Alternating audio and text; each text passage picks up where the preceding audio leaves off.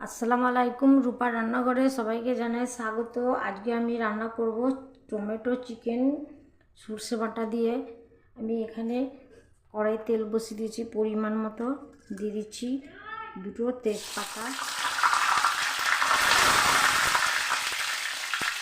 দিয়ে দিচ্ছি পেঁয়াজ কুচি,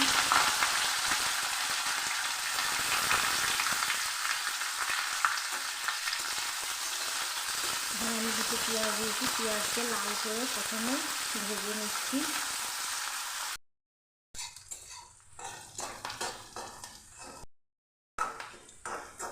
পেঁয়াজ ভাজা হয়ে গেছে, পেঁয়াজের কালারটা চেঞ্জ হয়ে গেছে। এবার আমি দিয়ে দিচ্ছি আদা রসুন বাটা একসঙ্গে বেটে নিয়েছি, দিয়ে দিচ্ছি কাঁচা লঙ্কা বাটা। আমি এখানে কাঁচা লঙ্কা বাটা রান্নাটা করবো, আপনারা শুকনো লঙ্কাও করতে পারেন। দিয়ে দিচ্ছি কাঁচা জিরে ধনের গুঁড়ো, দিয়ে দিচ্ছি হলুদ গুঁড়ো। মশলাটাকে আমি লাল করে একটু ভেজে নিচ্ছি। মশলা ভাজা হয়ে গেছে, এবার আমি দিয়ে দিচ্ছি সরষে বাটা,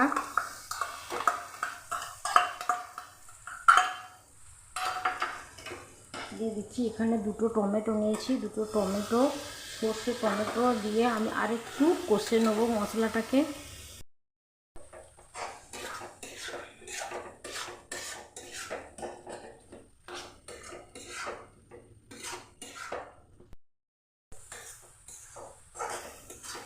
এবার আমার সমস্ত মশলা কষা হয়ে গেছে। এবার আমি এখানে নিয়েছি চিকেন, দিয়ে দিচ্ছি স্বাদ মতো লবণ, আর দিয়ে দিচ্ছি সামান্য একটু জল, তলে না লেগে যায় সেজন্য।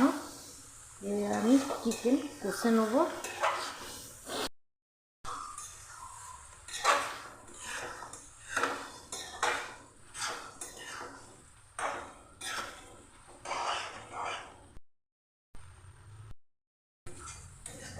এবার আমার মাংস কষা হয়ে গেছে, মাংস থেকে তেল ছেড়ে দিয়েছে, মাংস কালারটাও চেঞ্জ হয়ে গেছে।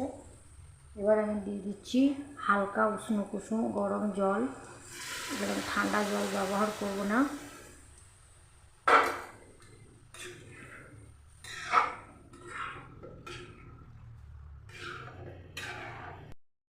ঢাকনায় ঢেকে জাল করে কিছুক্ষণ মাংস সেদ্ধ করে নেব। এবার আমার মাংস সেদ্ধ হয়ে গেছে, উপর থেকে ছড়িয়ে দিচ্ছি দুটো কাঁচা লঙ্কা চেরা, দিয়ে দিচ্ছি ছোটো এলাচ, আর দিয়ে দিচ্ছি একটু চিনি।